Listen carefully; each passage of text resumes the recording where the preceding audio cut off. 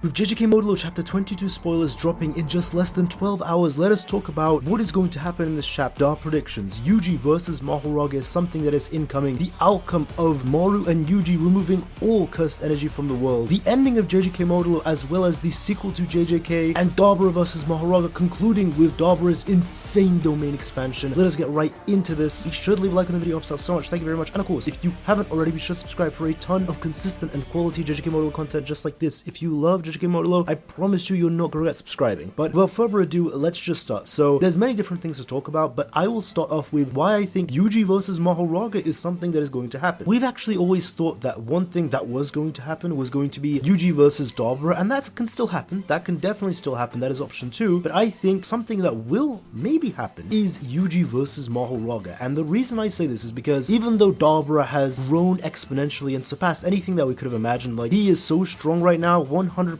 undoubtedly stronger than Gojo and Sukuna. It's like every chapter that's been coming out, it's been convincing more and more people, and now it's the vast majority opinion that he instantly would destroy either of them, faster than them, stronger than them, better technique, more destructive, and of course he's more of a genius than either of them. Like without question, he's just stronger than them. Like that's not even something that's up for debate anymore. I think if you were to talk about it 2-3 weeks ago, it'd be debatable, but it's just not debatable. Like literally, there's no arguments anymore. But to actually continue with this point, you're probably thinking, if that's what you think, Kyle Breeze, why do you think Yuji's gonna fight Mahoraga? Like, isn't Dabura going to beat Mahoraga? A lot of people, and this makes sense because people often just say opinions without really thinking, they haven't really given much thought into it, and hey, that's why I exist, that's why I'm a YouTuber, you know, maybe I can help change your mind for some people who haven't thought too deeply about this. But on the surface level, like if you really just don't think about it, you'd be thinking, hey, Gojo and Sukuna could one-shot Mahoraga and both did, so why is Dabura stronger than both of them when he can't kill Mahoraga? And even you, Kyle Breeze, you're saying he isn't going to be able to beat him. The problem is Mahoraga doesn't work in the way that, oh, because you can't beat Mahoraga or this person did, that means you're stronger than them. That is not how it works. This guy gets stronger as the fight goes and specifically is a counter move. Like the narrator said in the original JJK in Shibuya, once again said when Mahoraga was summoning against Gojo, and for the 3rd time reset in Modulo, Mahoraga is not an offensive based opponent. He does not just go and beat people. That's not who he is. Mahoraga is a counter type opponent, meaning he counters you, and the longer a fight goes on, he literally adapts to you. The thing is, Dabura has been getting stronger. Comparing Dabura from 18 to 19 to 20 to 21, it's not possible because in chapter 18, this guy got an Honored One mindset and also a Warrior's mindset. In 19, he unlocked sub-light speed movement and light speed kick. Same chapter, he unlocked reverse curse technique. Next chapter, technique reversal, darkness curse technique. Next chapter that, he got domain expansion.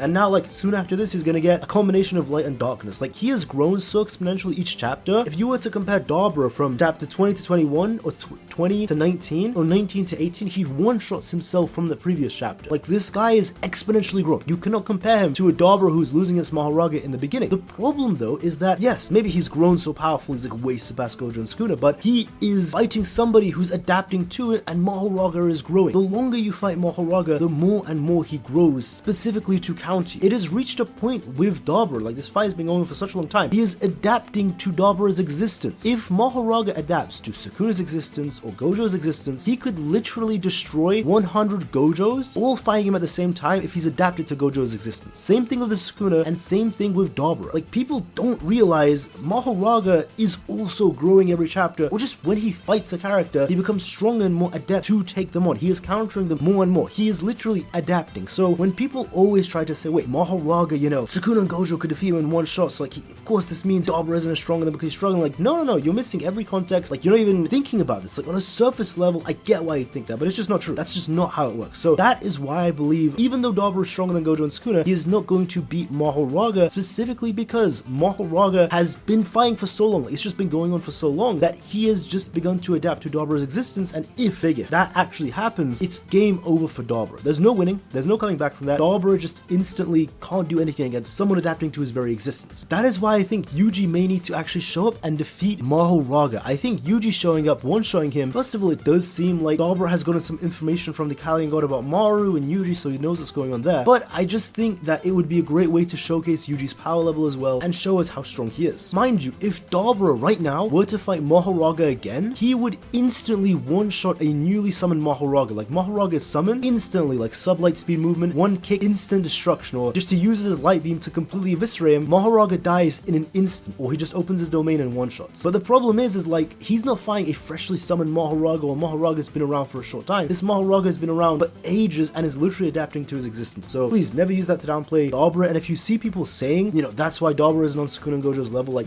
don't even argue with people like that. Don't even reply to them. Genuinely, they just haven't even given it some thought. Like, they're just thinking on such a surface level. Like, there's genuinely no point of even trying to convince someone like that. But to actually continue, Yuji versus Mahoraga, I just think it would parallel Shibuya very well with how Sukuna came in and defeated Mahoraga so quickly. I think it would be great for us to showcase more of Yuji's power. I think that's something I really want to see. But in any case, I think that would be a fantastic way to go that way. And if Yuji and Dabura were to happen, I don't know, because Dabura is not really a villain. I keep trying to say this. He's more so an antagonist, which is different. And even in this Mahoraga fight, from a writing point of view, he has been written as a protagonist role. So it'd be very strange if he would just suddenly flip from a protagonist of this arc in the story, especially this final arc, to just suddenly becoming a antagonist. It'd be a very strange flip. I don't know why Gege would do that, but I mean, it would be cool, like, just generally saying it would be awesome if we fought Yuji, and I would love to see a Yuji versus Dabura, even if it's brief, but it just wouldn't make too much sense, honestly. The next thing I really want to talk about is the sequel of JJK. So I made a whole 15-minute video about this, so I won't go into it too much, but yes, I don't think we are getting an end of JJK. I do believe we are getting a sequel. I think there is definitely going to be more JJK after this, and especially with this being option 4. So we have 3 different options. The first option was Kenjaku's optimization of cursed energy. The second option was Geto, and by the way, Yuki and Geto, both option 2 and 3, want these same sort of results, but the aftermath is different. Option 2, which is Geto, is basically they want to remove cursed spirits from the world, but the way Geto actually wants to reach that path is to kill all humans, so non-sorcerers. So then there would be no more cursed spirits. Yuki wants the same result, no more cursed spirits, but she's going a different route and trying to remove cursed energy, so only humans. Maru is going a 4th option, completely different from either of them. What Maru basically wants to do is the same result as Geto and Yuki, the exact same, so the result is the same, where there's no more cursed spirits, but the way he's going about it, so to get to that point, is completely different, and the end results are also very different. So cursed energy and cursed techniques will still exist. Big misconception, misunderstandings happening like all over the internet saying, wait, does that mean there's not going to be no more cursed energy? That's not true. Cursed energy literally must exist for life to exist. All life, all plants, every human has traces or bits of cursed energy. If cursed energy were to truly go, everyone would become like Toji and Maki, and that would just actually spell the destruction of planet Earth. Just superhuman, 8 billion of those superhuman people going around everywhere. Like, that's not the way it's going to go. There's going to be cursed energy. Just look at the aliens' home planet. They do not have any spirits. Like, there's no cursed spirits there. And again, people confuse it with cursed spirits. Even their own people confuse it with cursed spirits. But Kalyans are not cursed spirits. They are physical beings that exist in real life. They're more akin to actually animals or creatures, Kalyans. They're not spirits. They don't vanish when they die. They physically exist in the real world. And look at the aliens' home planet. Again, they have no cursed spirits, nothing like that. Yet cursed energy and cursed techniques exist on their world. Sorcery exists. If life exists, cursed energy will exist. It means cursed energy and cursed techniques will exist for humanity. That will always be there. It's just cursed spirits are gonna go. I've explained how it's gonna go, you know, removing the leakage of cursed energy from humans, because